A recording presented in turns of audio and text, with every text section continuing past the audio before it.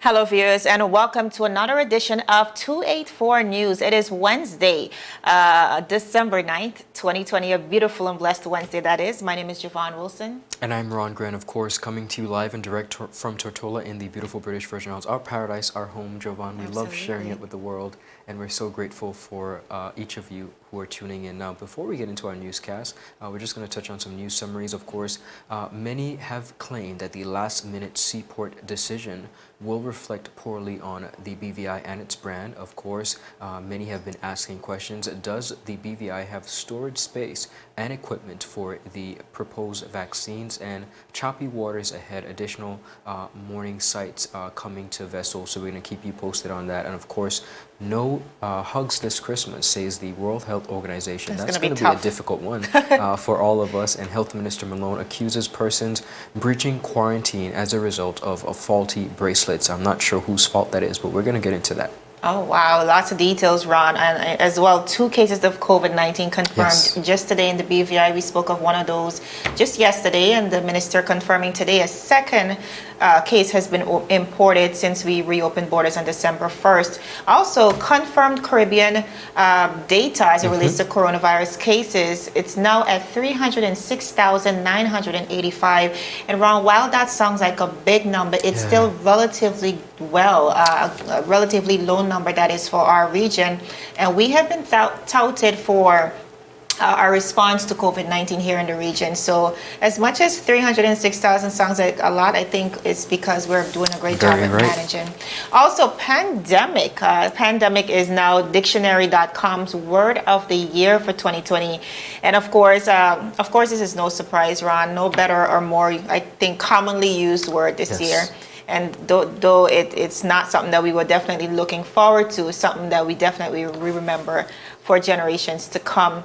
Viewers, we're going to head straight into our newscast for today. The Minister for Health and Social Development, Honorable Carvin Malone, has confirmed that there are now 2 active cases of COVID-19 in the British Virgin Islands.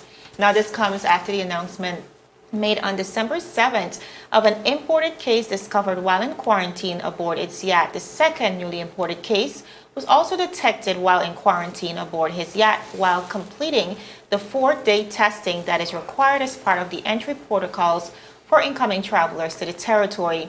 Now, Honorable Malone stated during a COVID-19 update on December 7th that the Public Health Unit and BVI Health Services Authority team have been actively engaged in providing rigorous support, and that contact tracing has commenced. He said, and I quote, "We are blessed that all of the protocols have been properly followed so that the contact tracing is not expensive throughout the territory," Honorable Malone said. He also emphasized that all incoming persons are subjected to a mandatory quarantine period of 4 days, and all violators will be tracked, traced, and fined. Now, viewers, the total number of tests conducted in the British Virgin Islands to date is now 8,846, with 75 total confirmed positive cases, 72 recoveries, and I like to say a record 72 because we Absolutely. like It's to. a positive. We dwell in a negative sometimes. Yeah. Absolutely. 72 cases recovered, 2 active cases, and 1 death. Now, phase 3 of the border reopening has commenced, and the public is again reminded to comply with all the health and safety measures that include washing of your hands, wearing of your face mask in public spaces, maintaining 6 feet from others outside of your household, disinfecting frequently touched surfaces, and keeping hands out of your face, as well as limiting large gatherings, especially during the upcoming holiday season. Persons who are experiencing any symptoms of COVID-19 are encouraged to contact the medical hotline at 852-7650 for medical advice and testing. And again, some of those common symptoms, Ron, include fever, cough, headache, fatigue, loss of taste or smell, sore throat, muscle aches, and difficulty breathing. Ron, this is definitely not something far-fetched. We did expect with the reopening of the borders may come an increase in cases. The great thing is, like the Premier and his government has constantly reiterated, we have been capacity building as it relates to health. We're in a position now where we're able to respond to these type of situations. So I think our systems are essentially working as they should. I definitely agree with you on that. And continuing on the local scene here in the BVI Electricity Corporation is pleased to announce that on December 4th, 2020, history was made in the British Virgin Islands when the Bregado Flax Educational Center in Virgin Gorda became the very first entity in the territory with renewable energy generation facility to be grid tied to BVI EC's electrical grid. Now, the Bregado Flax Educational Center, in accordance with the BVI Electricity Corporation Act 2015, is now referred to as a consumer generator comprising of a net billing metering system which employs a set of electrical meters, one of which is capable of determining the units supplied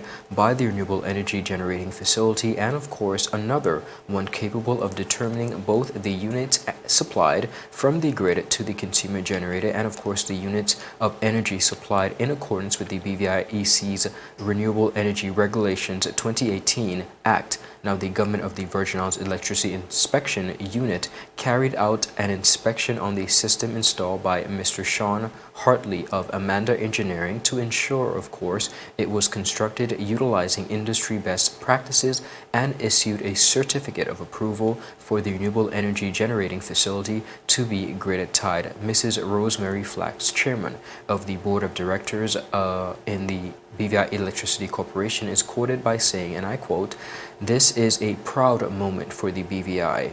The board management staff of the BVI EC will continue to be relentless in fulfilling the areas of commitment regarding the territory's energy transformation well into the future." Now, BVI EC is currently in the process of contacting owners of other renewable energy generation facilities within the territory of the Virgin Islands to request that they regularize these systems and bring them to compliance with the applicable laws and industry codes. When asked about this significant, very significant milestone, I must add, being achieved, Mr. Leroy A.E. Abraham, General Manager and CEO, stated that, and I quote, "This is the culmination of many years of work by the BVI EC team, which started almost 2 decades ago, with the manifestation of BVI EC now having the capability to grid-tie distribution generation systems and the soon-to-be constructed hybrid renewable energy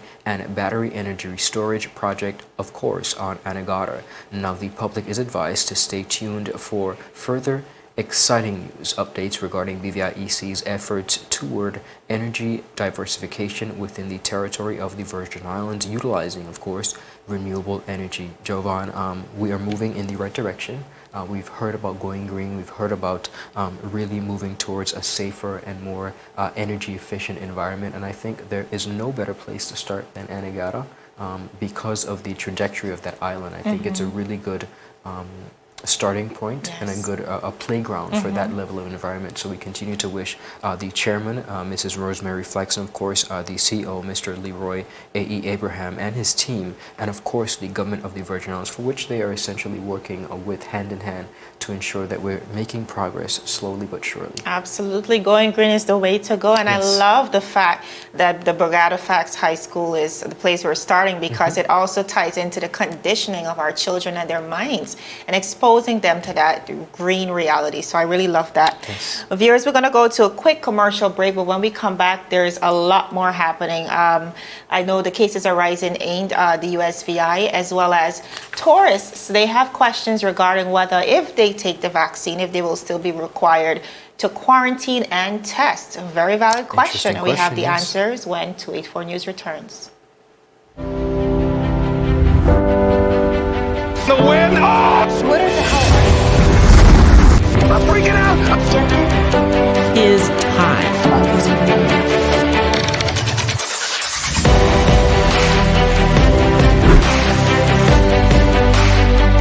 284 News. Coming to you live and direct from the beautiful British Virgin Islands. What's poppin'? What's really good? What's happening? What's happening? What's up? Davis has won it for the Lakers!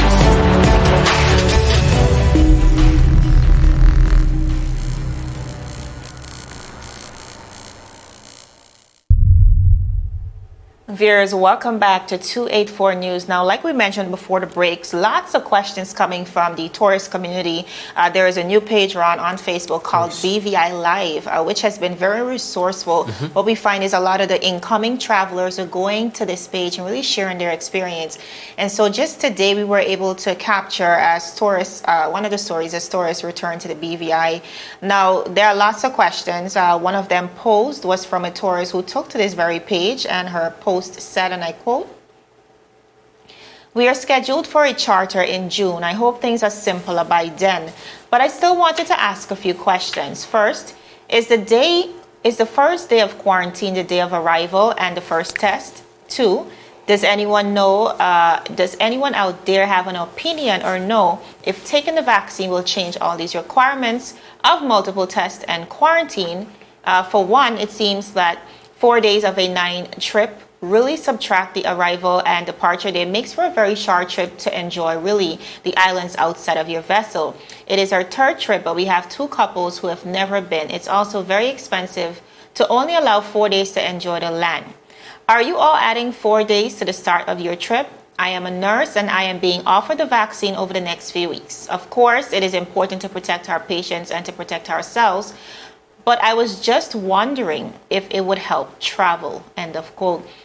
Now, Ron, a very valid question, especially since the wider world segue into administering these vaccines. We reached out to the Minister of Health, Honorable Carvin Malone, but up to press time, he wasn't available to respond to this query.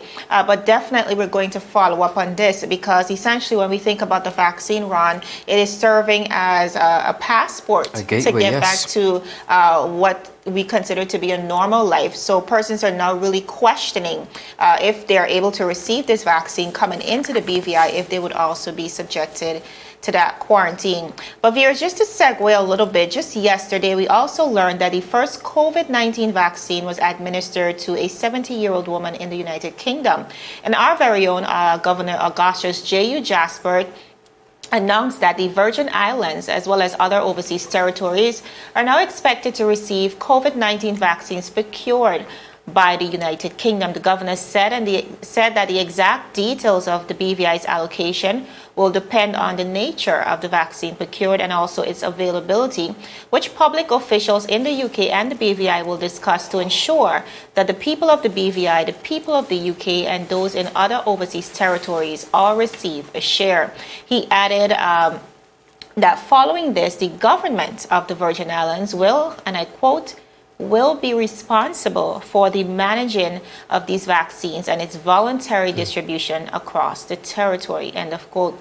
Now, viewers, in a letter, the Premier had noted that the possibility of a potential vaccine for COVID-19 is indeed comforting news for everyone who subscribes to the taking of vaccines. He said, and I quote, We must bear in mind that there are persons in our society who, for religious or other beliefs, do not subscribe to the taking of vaccines, and we do not have to be respectful of that. I'm sorry, and we do have to be respectful of that when the time comes. Notwithstanding this, the people of the Virgin Islands would be grateful and happy to receive supplies of the vaccine when it becomes available, for which I thank the UK government in advance. He further said, I note from your letter that the potential vaccines would require special storage.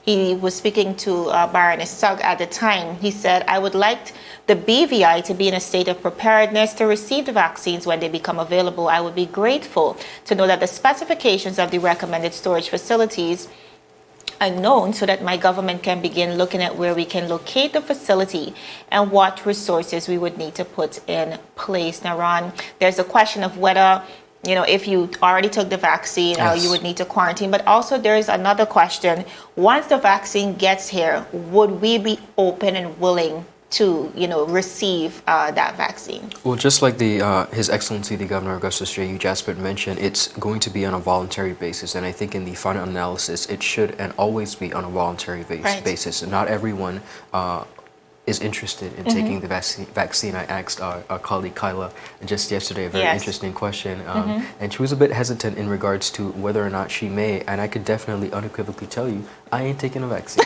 I'm not because there's so much unknown about it. And that's just my personal preference. But you have other persons out there who are of the same mindset, while you have others who, once they are able to take a vaccine, I know persons who have taken a flu vaccine religiously for 20-25 years every year. So it's on a personal basis, but I think in the final analysis, the availability of such in such crucial times is what we need, and to make sure that our systems, of course, are prepared. We heard our government, the Minister of Health, talking about making sure that measures are put in place to make sure that we can secure if and when the vaccine becomes available, and I think that's the most important. Yes, we have to be. I think it's comforting just to know that we have it available if persons opt for that option. Our viewers, I think the cases are continuing to rise in the USVI. Yes, absolutely. Continuing on, the VI Department of Health reported 18 new COVID-19 cases on Tuesday night, which has increased the total number of active infections increase in the U.S. Virgin Islands to 141. Now, positive results have been surging in the territory. The USVI and the Department of Health has attributed the spike, of course, in part to the highly anticipated Thanksgiving gatherings. Now, there were 109 test results pending. Active caseload per island as of Tuesday night is as follows: 52 on St. Croix, 50 on St. Thomas, and 39 on St. John. Cases under investigation, we have 12, and community spread infections 5. Believe it or not, close contact infections just 5, and travel related are just at 2. Governor Albert Bryan, speaking during his administration's COVID-19 response update on Monday, really discouraged gatherings and non-essential travel. He said Government House has canceled all events already planned in an effort to minimize the spread of the virus. In an official quote, he said, there is no mandate to cancel events as yet, but as Government House, we had a number of events scheduled for Christmas, including drive-thrus. We're going to go ahead and cancel our events. We just don't want anybody to have any reason to gather for any reason, he said.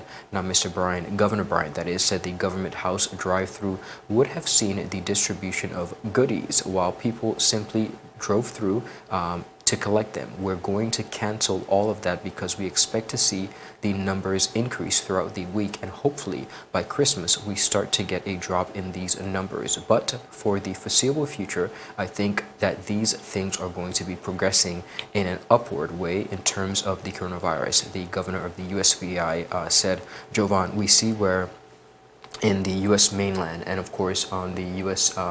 Territory of St. Thomas, St. John, St. Croix, and also in Puerto Rico. As we approach and we're in holiday season, the nick of holiday season, it is a tremendous task to get persons to understand that they should stay at home, that they should try to not travel, and they should stop gathering, especially around Thanksgiving and now approaching to Christmas. It's a difficult time because persons are so heavily lenient on wanting to be around family and friends. Here in the U.S. Virgin Islands, we see where there's a surge, and while the governor and his team is making their best initiatives, it's still a very, very difficult task. It's such a difficult thing because of who we are as Virgin Islands people. Yes. You know, we are so accustomed and intertwined into that VI culture. So it's a difficult thing. But Ron, the task or the challenge at hand is the fact that we in order for us to move past this phase, we have to stick to the rules. We have to stick to the self-discipline is protocols. essential. Yeah. Absolutely. So it might be a sacrifice for now, but ultimately we have to trust and hope that it will work out for the long run. And we want to wish, of course, these are our brothers, our sisters, our neighbors over there in the U.S. Virgin Islands. All the best, especially during this challenging surge that we're seeing over there. We're going to go to a quick commercial break, but when we come back, there's so much happening on the international scene, and trust me, you do not want to miss it. So stick with us. Is business slow, cash flow down, hosting an upcoming event? We can help. Advertise with 284 Media and take your business or event to the next level by enhancing your present marketing and messaging strategies. Allow our team of experts to create a personalized ad that sets your business apart from all the rest. This could be your business or event. So, what are you waiting for?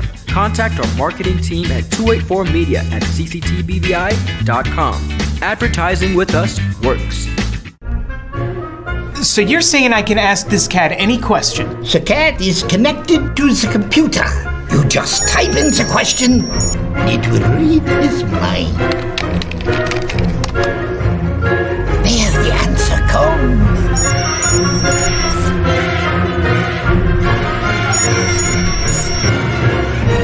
You're the man!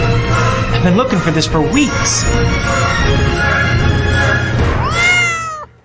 Viewers, welcome back to 284 News. Thank you so much for sticking with us throughout the newscast. Now, as we begin to wind down, members of the royal opposition have denounced the government's plan to deter the seaport reopening to January 21st, 2021. In a letter dated today, December 9th, the opposition said, and I quote, "The government lacks a clear, comprehensive, and cohesive plan to address the two legs of this pandemic, health and safety and economics." Now, the leader of the opposition said, and I quote, "I acknowledge a lot of the groundwork has been put in by the government along with many hardworking public officers. However, there are many areas where we clearly have not gotten it right." Honorable Penn expressed that the constant false starts stem from this administration's lack of planning and knee-jerk reactionary decision-making, and he is worried that it will erode investor and business confidence locally as well as internationally. He further said, and I quote, "What we are observing right now represents a failure to represent a workable plan that finds the right equilibrium to protect the lives of our citizens and many Virgin Islanders' business and employees that depend heavily on tourism, businesses that are virtually on life support right now. The livelihood of these persons are at stake, and they can ill afford these false starts. My support and concern particularly goes out to the residents of the sister islands of Yasvan-Dyke, Anegada, and Virgin Gorda, whose livelihoods are particularly wrapped up in tourism, some of whom, based on this decision, would have lost employment for an entire year. That is a year without a paycheck and the ability to provide for themselves and their families," Honorable Penn continued. Now, Ron, with that letter, Honorable Penn also said they had initially petitioned to the government to reopen, and we do remember this, asking for the government, and I think the BVI-CCH as well, really calling for the government to reopen earlier so that we could essentially have a test and trial era. And I think that was a great suggestion. As much as we were afraid of the numbers rising, I think it was a great opportunity because this is our peak season, December, where persons come down to the territory in numbers. If we were able to capitalize on that opportunity, then probably our system would have been perfected by now. But I want to bring us back to where we are at this point. We are at the point where the borders have been reopened at the Terrence B International Airport. And yes, it's challenging for our seaports and especially the marine industry, but we are here now. So ultimately what we want is for the opposition to work along with the government of the Virgin Islands to ensure that it's an all hands on deck approach and that ultimately it's for the good of the BVI. Well, Jovan, I could not agree with you more. Essentially, when it comes to all 13 members of the elected House of Assembly working together, it's essential. But it has to be hand in hand. We've seen where the opposition has been making strides and granting and sharing their thoughts and positions similar to that of the BVI-CCHA. Yes. But I think organizations and leaders, whether on the opposition or just community-based persons, all they can do is essentially bring forth suggestions. It is up to the government and the FOI-led administration at the end of the day to receive or to listen to many of those recommendations. That does not mean that persons cannot continue to contribute to the conversation, whether on social media, local radio, or in the House of Assembly. One of the things that I find remarkable is that all 13 representatives have an opportunity essentially to speak up in the House of Assembly. Yes. And I think essentially, and I'd like to appeal to every single one of you 13 representatives, you have been given a seat in the House of Assembly. For a reason. And while you may be on the opposition side or the government, that is your platform and essentially the residents of the Virgin Islands. And I'll tell you plain out from a local perspective,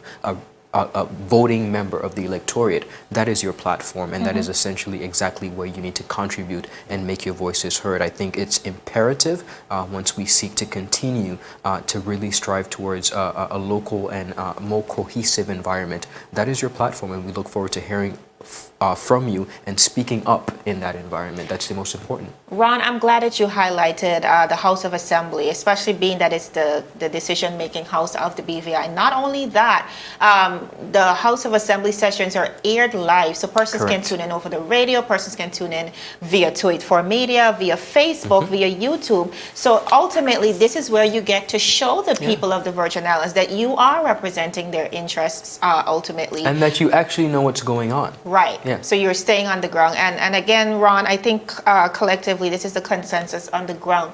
We want our legislators to represent the needs of the BVI and really take stock of what's happening on the ground, especially now as we reopen ourselves to the unknown. Absolutely. And that is COVID-19. We have been in a bubble, Jovan, for a very long time, and that bubble has essentially been popped. Yes. And I think that for the safe and security of all of us, all of our children and our family, we need to continue to be cognizant. The economy has suffered, and essentially there is a toss-up between the health and safety of persons versus the economy. We've seen where the economy of the Virgin Islands has taken a significant hit, Yes. and we know beyond a shadow of a doubt perhaps the government of the Virgin Islands is not able to sustain another lockdown, another surge. We so can't what afford do we do? it. So what do we do? What do we do in the interim? We continue to do our best and follow best practices, but also in that timeline, make sure that the conversation is being had and that we're making the right decisions to impact not only the tourism industry, the financial services, we're looking at the construction industry as well. There's so many elements. Absolutely, and that's what we need to focus on, the entire picture. Yes, absolutely. Taking a holistic approach and again, making a very special appeal to all of our legislators, but also to you, the community. Just recently, I was just really impressed by Dr. Richard Georges, who of course was recently appointed as our poet laureate, but of course who's also popularly known as the president of HLSCC.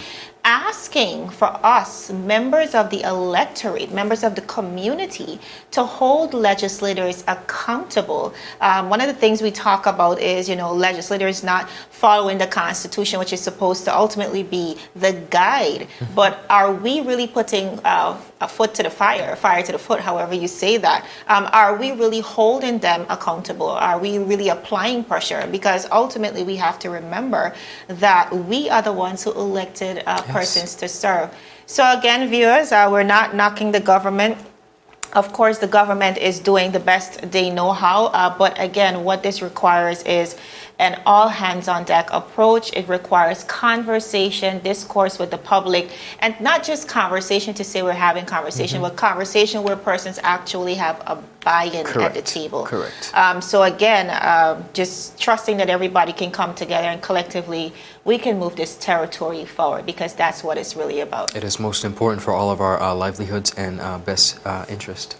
Absolutely. Viewers, we want to remind you, if you haven't as yet, we have launched a brand new product. It's called the 284 Media Christmas Bonanza. Now, Yes, if you indeed. haven't checked it out as yet, the videos are available via our page. Today's our second day, and this is really an opportunity for businesses in the BVI, especially our small and medium businesses, to showcase exactly what you guys have just in time for the Christmas season, whether it's your offerings, your products, your services. 284 Media is actually coming in store to you. So Live and again, direct. if you want to be a part of that, you can definitely call us on 444-6397. Because it's Christmas. It's It is Christmas in the Christmas. BVI, guys. Absolutely. Viewers, that is all the time we have. My name is Javon Wilson. And I'm Ron Grant. It's always a pleasure. We'll see you tomorrow as we continue to deliver your daily dose of local, regional, and international content. Happy Wednesday. Bye-bye.